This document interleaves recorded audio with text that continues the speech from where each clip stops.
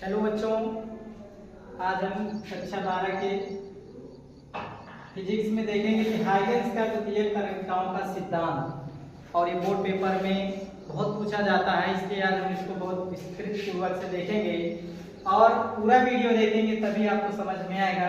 अगर आप बीच में स्किप कर दे रहे हैं तो वीडियो फिर आपको समझ में नहीं आएगा। तो चलिए इसको शुरू करते हैं और देखते हैं अंदर इसके है क्या। तो सर्वप्रथम हम यहाँ से देखेंगे, प्रकाश की चर्चा करते हैं।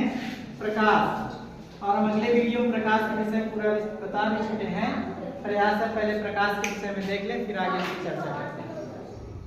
तो प्रकाश के विषय में सर्वप्रथम न्यूटन वैज्ञानिक ने बताया था कि प्रकाश जो है कणों के रूप में चलता है, पर बाद में जब हाइगन्स वैज्ञानिक आए तो इन्होंने बताया कि प्रकाश कणों के रूप में न चल के वो तरंगों के रूप में चलता है और किरणों के रूप में चलता है।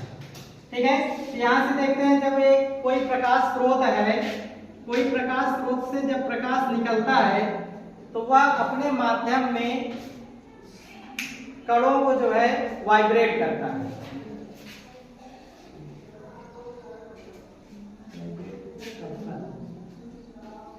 ठीक है, यहां से देखते हैं तो कणों में क्या करता है, कंपन उत्पन्न करता है।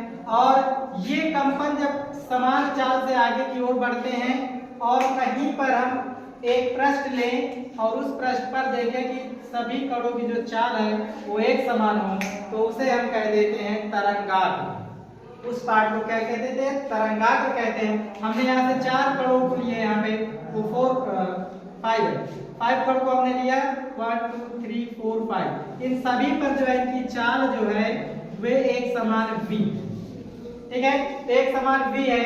अब यहीं से जब ये कण आगे की ओर बढ़ते हैं तो ये पहले वाले प्रकाश का मतलब प्राथमिक प्रकाश की चाल से ये आगे की ओर समान कला में बढ़ते हैं। ठीक है, और इन्हीं समान कला में जो आगे किरणें बढ़ती हैं, इन्हीं को ही हम कह देते हैं द्वितीयक तरंगिकाएं। कौन सी तरंगे कहते हैं, द्वितीयक तरंगिकाएं कहते हैं। और द्वितीयक तरंगिकाओं से हम यदि कोई वृत्त ले, कुछ मान लेते हैं t समय पश्चात, t समय बाद जो है ये कुछ दूरी तय करते हैं। तो यदि दूरी हम देखें तो दूरी बराबर आपका सूत्र होता है जो चाल गुणे समय।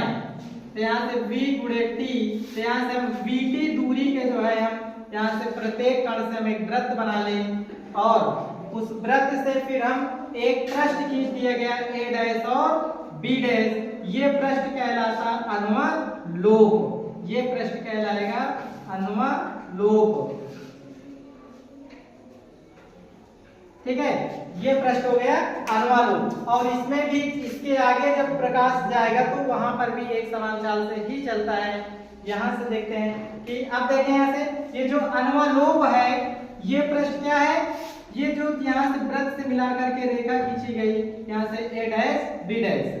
अब इसके बाद देखेंगे a डबल डैश और b डबल डैश भी, ये डॉट लाइन से जो हमने किया ये भी अनुलोम है। पर हाइगन्स वैज्ञानिक ने क्या किया, इसे अनुलोम नहीं माना, इसे ऐसे ही क्रॉस कर दिया गया।